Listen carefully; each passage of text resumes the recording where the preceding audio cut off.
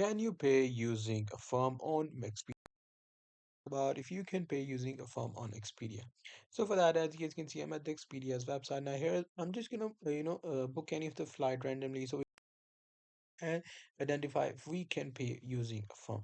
So as you guys can see, it is searching the flight for me. So I will just select any of the flight randomly, but you have to be carefully, while selecting the flight. So I'll just select this randomly and I'll do select it. So it will take me to the next page. Here I'm just gonna do that and then I'm gonna do select. And there you go. As you guys can see, it will take me to the checkout. Now it is just telling me the flight details right here. So I'm just gonna click on this checkout to go to checkout.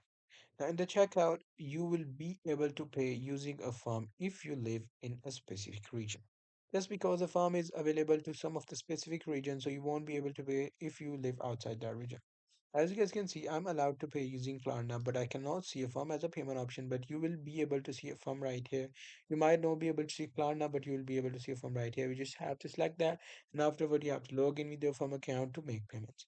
So that's pretty much it. That's how you'll be able to do it. Hope you guys find this video helpful.